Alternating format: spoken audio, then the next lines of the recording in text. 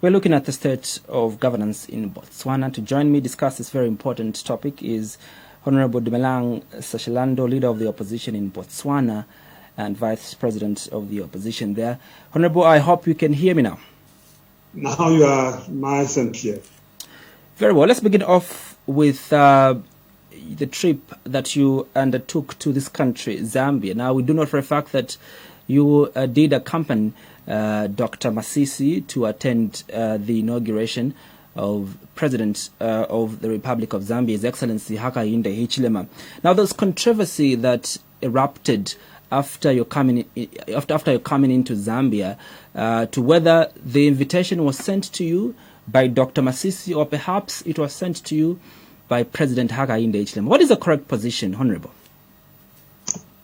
Well, look, I received my invitation from the Office of the President in Botswana. I was invited to be part of the President's delegation to Zambia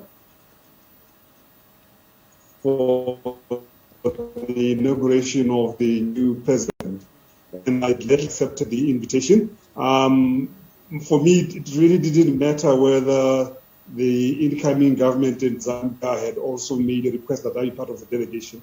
That for me was not a big issue because in the case of Botswana, it's not totally uncommon for a leader of the opposition to be invited to be part of a presidential delegation to another country. But what was uncommon was seeing leaders of opposition parties from within SADC in Zambia in large numbers. I met quite a number of my counterparts, if I may use that word. I met quite a number of my counterparts from opposition parties in Zambia, or who were in Zambia for the inauguration, and they lead opposition parties from different SADC countries. Well, quite interesting there. But let's also, take the conversation to your trip in Zambia. What lessons did you learn, for the trip you are in Zambia? I do know for a fact that you are an opposition leader there in Botswana, attending the swearing-in of one that comes from the opposition. That was Hakainde Hichilema, who had been in opposition then for over 15 years. What are the lessons you pick from the Zambian elections? The lesson from the Zambian election is that it's possible. It's possible for an opposition party to win a difficult election. Difficult in the sense that in the African terrain, in the African neighborhood, free and fair elections are a rare phenomenon. I've read about the difficulties that you go through if you are an opposition leader in Zambia. Sometimes your plane not allowed to take off when you meant to go and address a campaign rally. We go through that in Botswana. It's very common in Botswana for the opposition leader to be harassed when they want to carry out a just normal campaign. We don't have party funding, political party funding in Botswana. So it's a very expensive undertaking, and government has retained that because it works for the incumbents.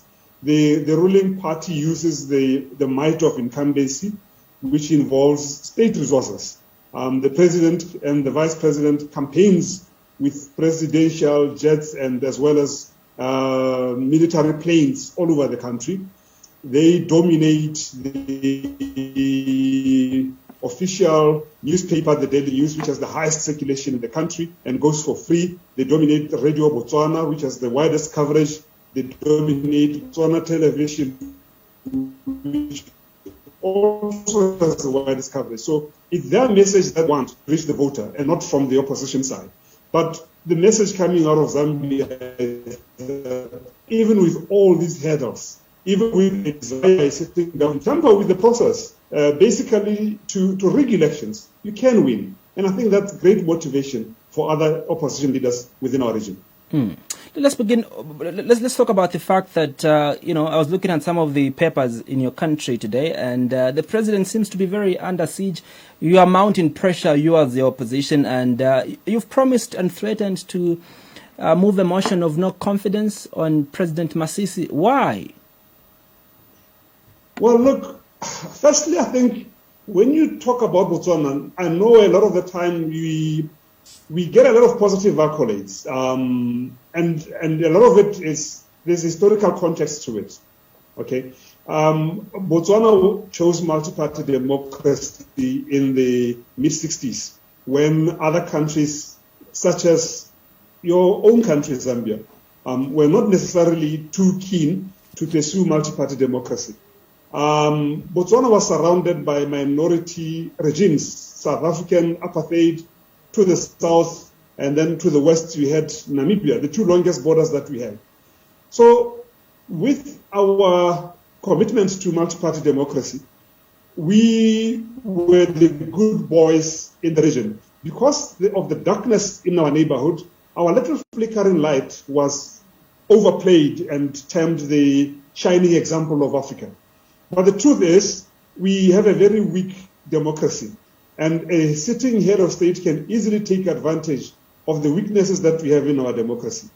The way President Masisi has handled the COVID-19 pandemic is, for lack of a better word, scandalous. Botswana is possibly the best resourced country in the region. If you look at our budget, we have the resources to have gone out to procure vaccines, but we set back. Our vaccination process is very slow. Our health system is on its knees. The burden of the virus is amongst the highest in Botswana. So, and in the midst of all this, the office of the president has taken the responsibility to be in charge of procurement for COVID-related expenses. They don't allow for open competitive tendering process. The office of the president directly awards tenders to those who are politically connected. We've blown up over 2.5 billion pula already in COVID expenses, but there's nothing to show for it. The vaccine is only coming through drips and drabs, and in the main, we're depending on donations. The health sector is still in a bad stage. We don't have enough critical care beds. In the not too distant past, we are even running out of oxygen. For such a small population with the resources we have, we believe that the president's record has been nothing but a disaster. Yeah, but also, don't you think this is just purely political semantics that will not go anywhere? This is purely political rhetoric. You threatening that you move a motion to, to have a vote of no confidence in the president, because looking at the numbers that you have in your as opposition in the House, they're very minimal. To oust the president. Is this really pure political semantics? Well, firstly, the opposition in Botswana, as at the last election, secured about 46% of the total votes cast. With 46% of the votes cast, we owe it to those who gave us the privilege to serve in the National Assembly, to be the voice of reason, not to be intimidated by the tyranny of the majority, but to state the facts as we see them. The crafters of the Botswana Constitution did anticipate that there may be a time when a president behaves in a delinquent manner, as President Masisi has been behaving. And there are many examples of that. One example was talk about the escalating corruption recently in Botswana was after President Masisi announced that his government. But well, let's get to you as the opposition. What is the alternative really to issues of inequality, issues of high levels of unemployment? Are you providing, the alternative to the people of Botswana? What is the alternative? How will the UDB, address critical issues of unemployment and of inequality when you form government, Honourable? Well, there are a number of proposals that we've been putting on the table as the opposition. And one of them is that we are, in essence, an exporter of the diamonds and other minerals, such as copper and nickel. But the main mineral that we export is diamonds. But we have nothing to show in our country for mineral beneficiation. We export our minerals in their crude form. We don't add value. And by exporting these diamonds unprocessed, it's equivalent to exporting many jobs outside Botswana. We are a country that exports a lot of beef to the European Union. There was a time when there were more cattle than people in Botswana. Almost all households in rural areas do have a small stock of cattle, but we don't have a leather processing factory in this country.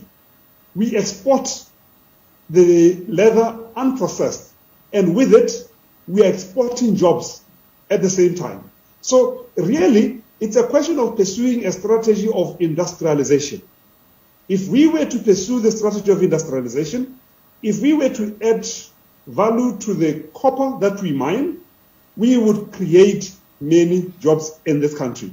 We export, Botswana government is currently also looking at the possibilities of exporting unprocessed coal because we have huge coal reserves. When other countries know that there are many other byproducts that you can get from mining coal, BDP government, the ruling party, is not interested. They want the easy way out. Just sell and get the US dollars that come from exporting the diamonds. The complaint coming from the electorates in Botswana is that, look, the opposition in Botswana is not really giving us a blueprint of what their vision is. They want to capitalize on the failures of the ruling party. Is that true, really? You don't have a blueprint of your own of how you intend to change and transform the face of Botswana. You just, you take advantage of the failures, and they're trying to capitalize on the failures of the current government. No, certainly that is not the case. And I can give you valid examples. When we went into the last elections, our blueprint included a number of things which the BDP opposed, but they are currently running helter-skelter to adopt and implement. We wanted to transform our education sector and introduce technology into the education sector. We wanted to introduce, to have iPads in public schools to allow for technology-driven education system. The BDP government said, wild dreams, that can never happen. Today, it's happening. The opposition said one of the problems in public schools, particularly in rural areas, where Setswana, the national language, is not the dominant language, is a problem. We need to introduce mother tongue to allow early education to use the language that the children are most familiar with. The ruling party went on a show and said that can never happen, that will promote tribalism. As we speak today, they have adopted that proposal from the opposition party. There are many other things I could state that we've been talking about on how we want to change. So the blueprint is there. And the BDP government is busy at, adopting the proposals made by the opposition, which they had opposed, but they see value in them. But really, I think at the last election, it was not a question of the opposition not raising the critical issues that spelled out the roadmap. It was a case of an electorate consumed by what I had said earlier was basically deceptive electoral advertising, which President Masisi should clearly get a gold medal for. What is the strategy for the opposition to oust, BDP? Because they've been in power from time immemorial. Is there a hope that the 2024 elections will see a change of government? Well, there's very high possibilities. One of the things that has been going on in Botswana is that there's greater consolidation amongst the opposition parties.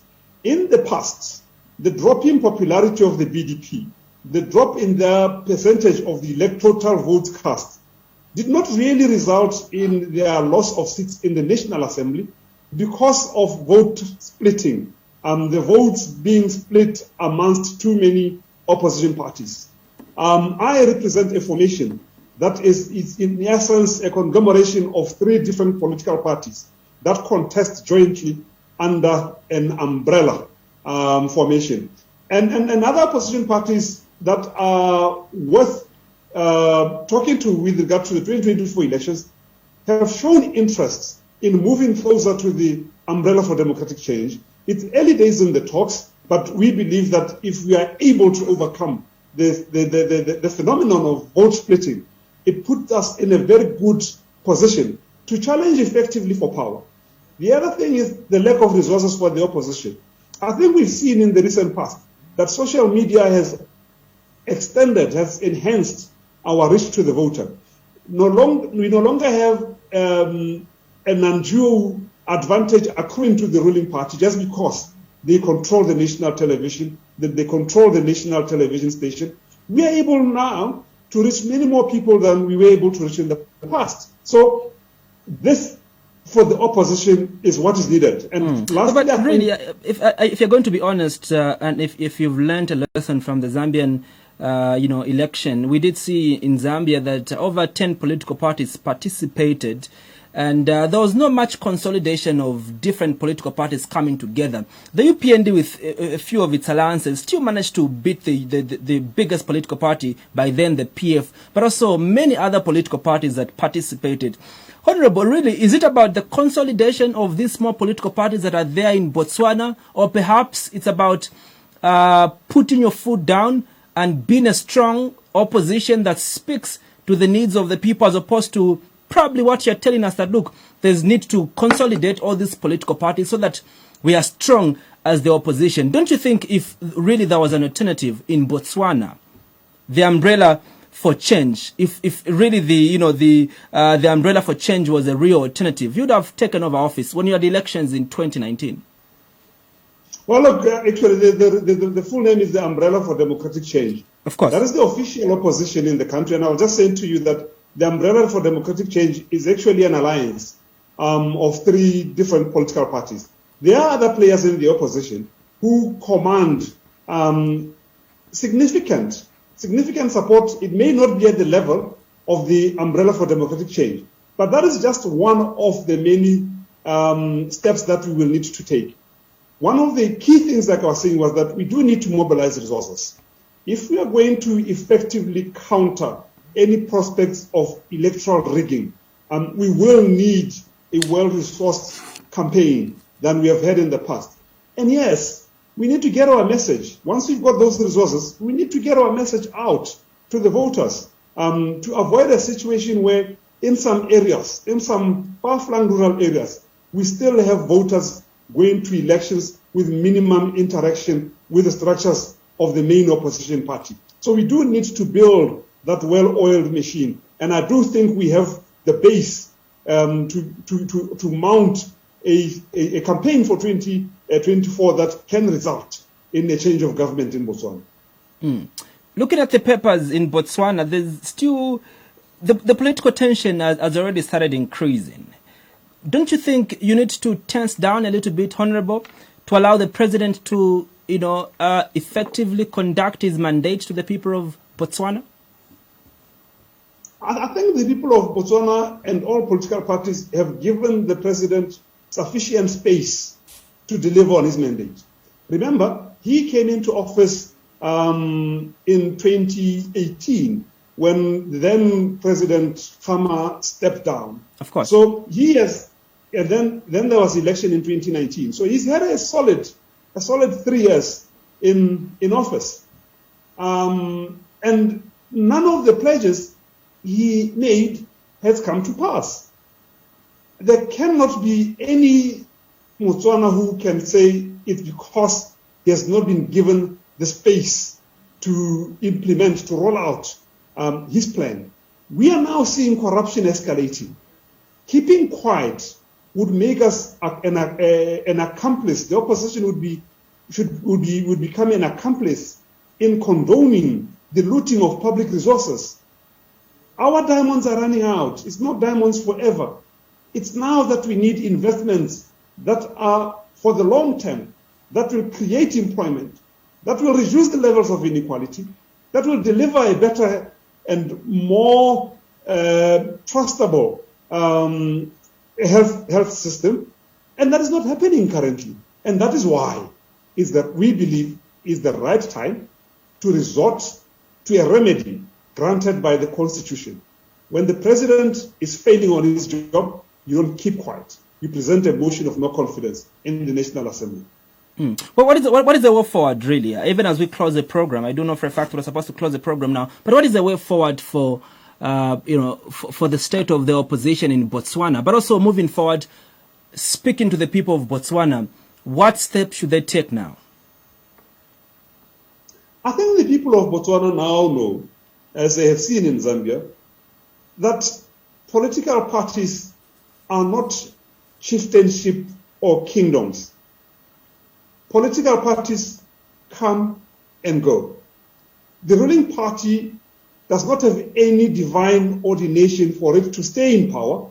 It does not have the legitimacy to remain in power when it fails Botswana on the basics that they expect from their government. All our people have been yearning for is accountability, is proactiveness on the part of the government.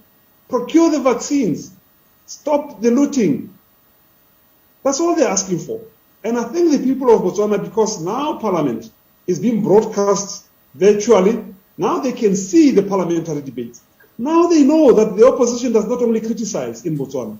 The opposition presents alternative laws in the Parliament of Botswana. But the BDP treats the opposition as if they're illegal immigrants. They're not patriots. Are supposed to be listened to. All their proposals, even when they are good for the citizens, should be thrown out. The pop on Botswana, the voter, now knows better as we prepare for the next election. Honorable Dumelang, thank you so much for having made time to speak to the people of Zambia as well as to the people of the continent of Africa. Thank you very much for the opportunity and best of luck to the new government in Zambia. Thank you so much, Honorable. I was speaking to Honorable Dumelang, Saleshando, leader of the opposition in Botswana. We're looking at the state of governance in Botswana. This is the state and the people. My name is Andrew Mwanza. See you tomorrow for another exclusive edition of The People and the State.